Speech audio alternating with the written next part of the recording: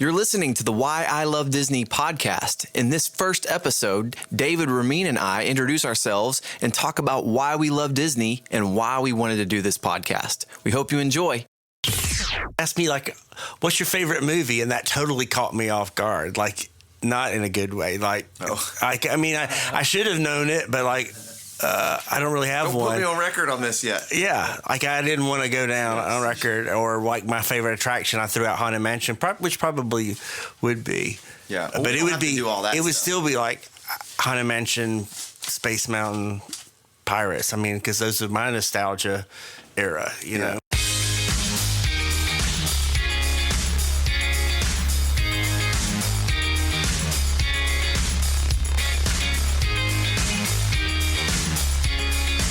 All right, welcome to the Why I Love Disney podcast. We're so excited. I'm Dustin. David? Yeah, David, and our producer. I don't know that I would say that, but sure. Come on. Ramin, yeah. He's running the control board. Ramin is here. I just hit record. And we're super excited to introduce a brand new Disney podcast to all of you. Primarily, just a bunch of Disney fans who want to talk about all things Disney. Yeah. Super excited about this. David, how you doing, man? I'm doing great. How are you, Dustin? Fantastic. Early this morning, a little cold outside in January when we're recording this. Ramin, how's it going? Great. I could use a little more coffee, but doing well. A little coffee? I have not had any, which is going to make this for an interesting podcast. But we want to get started with why I love Disney. Why are we doing this podcast? We're all just big fans of Disney, and we hope to represent not just all the things that we love about Disney, but things other people love about Disney that we find interesting or peculiar or weird or whatever. But Disney's become this phenomenon that just keeps getting bigger and bigger and bigger and keeps giving us more and more awesome things to enjoy. Yep. So, David, tell us, man, like what we're just gonna go right in here. The podcast is called Why I Love Disney. Why do you love Disney? Man, well, I just growing up with Disney, loving the parks, loving the movies, loving the history of how it all came to be, and I love the Imagineering process, the animation process. So any of those things with the parks and the movies always fascinated me. Love the product, but also just love how it's created and how it all came to be. Always fascinates me. Yeah. So the interesting thing to me that when you say that is how everybody gets to it introduced a little differently. Yeah. But no one who is not exposed to Disney in some way, shape, or form. Like it's everywhere. It is. It's all around the world. It's cartoon when you're a little kid, you know, that's the most obvious, Disney, the Mickey Mouse and the cartoons, right? Right. But for adults, man, it's just entrenched in our culture now in such a way that it's really been a game changer. Yeah. And do you have like early memories of like your first exposure to Disney? Like, was it through television or? Yeah, I think my first was watching Disney stuff on television and going to the movies. That was the first thing. In fact, I became, even as a kid growing up, really fascinated by the movies and the process and how animators did what they did, and starting to read about that even as a kid. And so, to me, if somebody said, "Why do you love Disney?" it would in my teenage years would have all been about animation. But you grew up at the park, going to the parks. Yeah. So it was more about parks. Me, it was more about movies. I hadn't been exposed to the parks. I'm always amazed that like you meet so many Disney fans who say, "I love Disney. This is why I love Disney," and the reasons may be completely different. You may feel like you're the greatest fan, and here somebody comes along and says, "Oh, I'm a fan," and what they love about Disney can be completely different than what you love Disney. Yeah, I think that's fascinating, and that's really in this podcast. Kind of one of the reasons we wanted to do this is because there are so many angles to take on this that we find fascinating. It's fun for me to listen to other people's stories about how Disney has affected them too. Yeah. Ramin, do you remember? Like, you're the youngest of us sitting at the table here. What are your like earliest memories of Disney characters, the Disney universe? Yeah, my earliest memories were like Lion King and Aladdin and stuff like that on VHS, right? My mom had like all the VHS tapes, and I remember we regularly put those in as kind of like an evening activity for the family. Sure. So we'd all kind of gather around and do that. So those are some of my earliest experiences. Some morning cartoons, that kind of stuff as well. So yeah. Did you ever do the Disney Channel thing? Or did y'all have the Disney Channel? Well, not so much. Yeah. My mom was kind of like a Star Trek type. Okay. So when that usually occupied television outside of the movies and stuff. But Gotcha. yeah. And so, you're from North Carolina, David, and Ramin, you're from Kansas. You kind of grew up there. I actually grew up in Central Florida, like right outside, about 30 minutes outside of Orlando in Hillsborough County, closer to Tampa. And so my earliest memories of Disney were before the parks, were the books.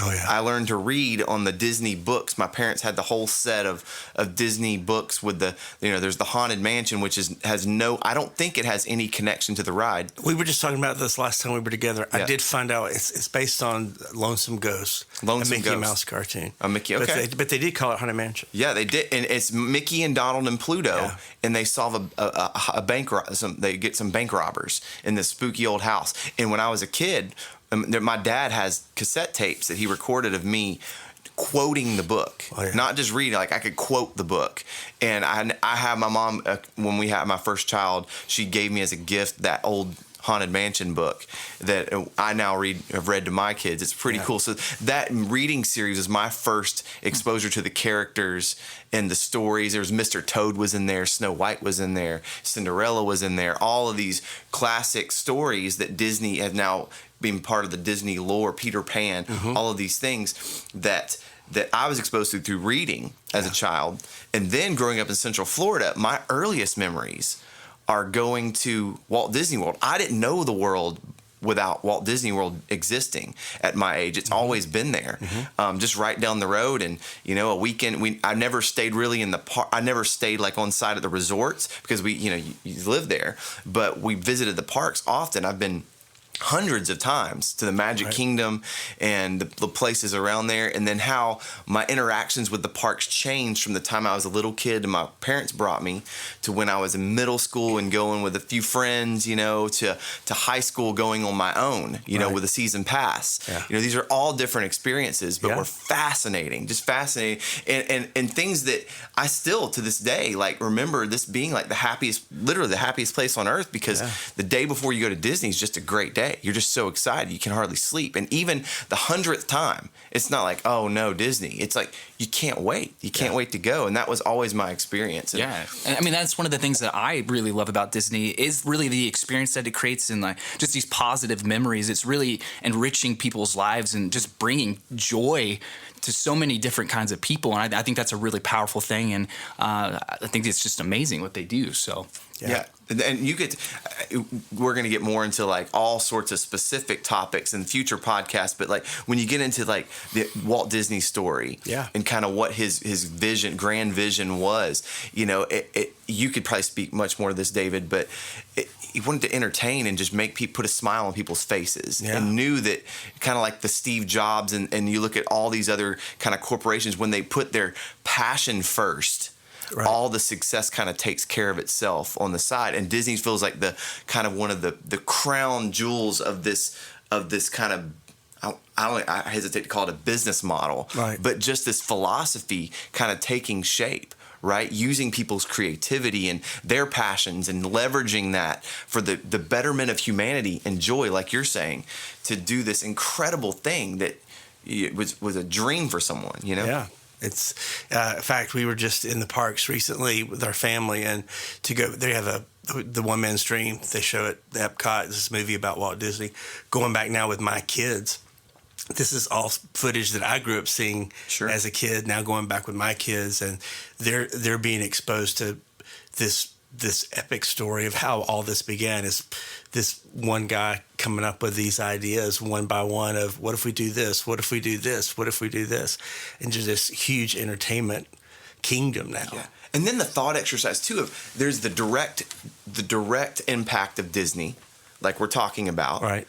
But the indirect impact of the future creators and dreamers that have been inspired by the stories and the part and what we do. We work in the creative fields, and we create for a living, right. Music and other things, and to say we have not been influenced and probably do what we do in part because of how Walt Disney and his dream has had such an impression on us. We can't like overstate that. I don't think. That's pretty. I think that's a pretty incredible thing. Like even with my kids now, that's why I want them to be exposed to these stories. I want them to consume the Disney Channel and Disney movies and take them to the parks to experience what I experienced as a child too. I mean, it's a special thing to be able to do as a parent for your child. And there's nothing quite like it. I live in Kentucky currently, and we're not too far from Kings Island in Cincinnati, right? And it's a cool place. It's a cool place. I love going. It's close. So it's fun, but I never actually have. I look forward to going, but not the same way. I could live without it, right? Like if it's tomorrow and I'm going to take my cat. Sometimes there's a little bit of sense of dread, and kind of like I've done that. I've been there, done that, and if there's not a new ride, I'm not like, well, we could go if we do. It's something to do, But with Disney, it's amazing to me how I've yet to grow tired. Right. The excitement's always been there, and not just for me. The attendance number. I believe there's just like this energy. Like you were there, just people standing in line in the rain, at the most crowded time of year. This is only second time that I've been here the week Christmas into the new year. And it's just such a huge crowd. Sometimes you're just like, it's just crazy. In fact, one of the days we were there, it reached capacity. They stopped people. They wouldn't let people getting in. So, which that was the first. I couldn't remember that happening before. We can talk about that more later. But yeah, just always amazed that all these people are here, crammed into these parks, and I saw people dealing with frustrating situations. People getting upset because somebody broke in line. There was one day where it rained a lot. Everybody's in ponchos, and you see all these people just enduring crowds and rain and lines, but when they go home, they don't usually remember the crowds, the rains, and the lines. That what they remember is the experience that they had with their family, experience of in these attractions, these parades, these fireworks, whatever it is that they love about Disney, and it kind of what's the word I'm looking for? It just wipes all the. It overshadows. Yeah, man, and they just forget any of the difficulties. They kind of forget, and they all they go home with was, it was incredible. We had such a great time, and they forget the times they were rammed into the back of the legs with a stroller. As a matter of fact, I've never heard from someone who's come back from a Disney trip. How was the trip? I've never heard anything about lines or standing around or miserable. I've never heard that. Yeah. And I could be wrong. There probably people out there. Are people. You guys heard that Jim Gaffigan bit? Have you heard of that one? No, come on. That's almost exactly what he talks about. He talks about the lines instead. He talks about going to the park as a kid and why his dad, always wondering why his dad was in a bad mood. And now as a dad of like 4 or 5 kids, and he knows exactly why. Gaffigan is the best. He spent all this money to stand in line, and That's a great point. Comedians always bring out the perspective most people don't. They do. But I contrast though with Kings Island. When people come back from Kings Island, it's the lines were terrible. Yeah. It was so hot. Well, that's like almost all you hear, probably, right? Yeah. About We actually, we're in an area that really has a lot of amusement parks, so we can drive to from state to state between Tennessee, Georgia, Kentucky. We're Kings Island, North Carolina. We're actually in a pretty heavily amusement park rich area. Sure. So it's amazing that even with all that we have around us, that many people still try to get down to. Yeah, nobody's coming up from Florida to take their family to a Kings Island week. Although, they're roller coaster people. I get that, but that you do it once. It's not like you're going to go spend a week. in Cincinnati to go to, they'll do other things too. Yeah. I think Disney just has so much more to offer, I think, in the park than some of these other places, right? Parades, characters you can meet, like all this stuff. You're immersed. You're completely immersed. It's an escape into this like wonderful world that you've been a part of since you were a kid, likely, and you get to really be immersed in that. This is really powerful. These other parks, they can't touch that. They don't have any of that. So they attempt, and it's all worthwhile. We try to do it in our work too. Is how do we immerse the user, the listener, but man, the magic of Disney, something else. That'd be a cool podcast too, with some of the work we do, knowing people who've done things with Disney parks. That would be an interesting conversation about how Disney does it different than like when they put on a concert, for instance, or they have an event, how working with their event people is completely different than most corporate events and things. And just the conferences that if it's on site, it's a little different. And I think it'd be interesting to do a podcast on some of those things too, of the Disney excellence and some of the ways they don't want to give up that user, that magic, that user experience, all sorts of things we could go. And that's why I'm excited about this. All these things we're talking about are why we love Disney, and there's so many angles to take on this. I think we could talk for... And I think we're going to have a lot of fun because we're going to talk about some specific things that we love about Disney, like our favorite movies, our favorite things at the parks. But we're also going to talk about just different qualities that we love about Disney, like excellence and creativity and things that are a little bit more... themes that have run through all parts of the company through the years, and so I think it'd be a lot of fun. Yeah, I totally agree. I'm excited about this. This is it when they tell you you're supposed to create content and do things, and I sort of like at my age I have plenty to do. But I look forward to this. I've looked forward to starting this. I've looked forward to doing this. And we hope you guys will all come along on the journey with us and participate with us. We hope you enjoy it as much as we do. Talking about this, we would love your participation too. There will be ways, I'm sure we will edit in here somehow, how they can contact us. Probably, I don't know if there will be a website of some sort in the future, or an Instagram page, or all sorts of things and ways we can interact with each other and go on this journey together. But you guys have anything else you'd like to say? I just wanted to agree with that, because I hope that one of the things I'm looking forward to about this is the conversations we have, but hopefully just meeting more people and hearing back from people, because when I first started realizing how many Disney fans there were that loved things about Disney that I hadn't even experienced. Such as what? Like, what do you mean? Like when growing up, just being such an animation fan and the history of animation.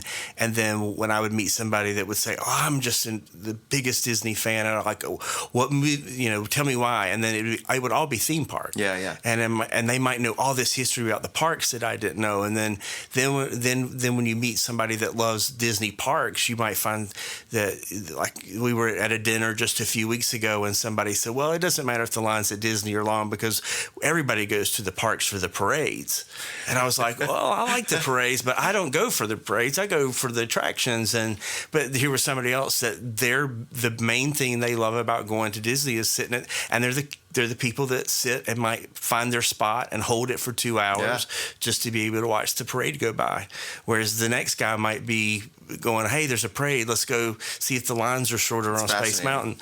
So I just think that I love hearing about why people love Disney. I think that's one of the things I hope to think a little bit more about why I love Disney. Like, I think I know why I love Disney, but sometimes when we talk about this, I realize, wow, there's these childhood things that I didn't even remember that I think, probably have impacted my whole life. I'm looking forward to digging in some of this Disney history and, learn a little bit more about why I love Disney in the process too. Yeah, and working out with you guys, and there'll be other guests we have in here from time to time, friends that are big Disney fans, but the different perspectives too. Like, Ramin is a little younger than us. We're 3 different kind of decades represented. And we all have different experience. We're all from different places with different backgrounds. The Central Florida, as you were saying all that about the parades, the Central Florida hack is all the people from out of town are going to the parades. Now's the best time to run to Space Mountain. Right. There's just you see it differently. Or you've seen it once. You've seen the fireworks. You can see it from outside, and so you what you value is a little different, and the whole but now, and again, it's not slowing down. I think there's just content to talk about from this Disney Plus that's just launched. That's, I'm going to say, changed my life. It's a little high. That's hyperbole, but I'm on Disney Plus all the time. Yeah. Even if it's just for Simpsons episodes right now, because I've already seen everything else on all the new original stuff for right now. Right. I'm thoroughly enjoying it and can't wait to talk to someone about it. You know, and so you guys are going to get all of. We're just gonna do it Simpsons. Yeah, I'm joking. I'm not gonna do that. That's because there's a podcast too. There's a lot of topics we could get to here. Yeah, all the new things that are coming into the Disney family. It's a whole different world. From Fox to Marvel to Star Wars. That's an interesting conversation too. But we won't. That we will try to keep this succinct and to the point, and on topic as much as we can. Yes. But Ramin, do you have anything to say in closing here today? No, same. Same as you guys. I'm just a fan, and I'm just excited to learn more. And it's going to be really fun. And that just about does it. Thank you so much for listening to the Why I Love Disney podcast, and we will talk to you real soon.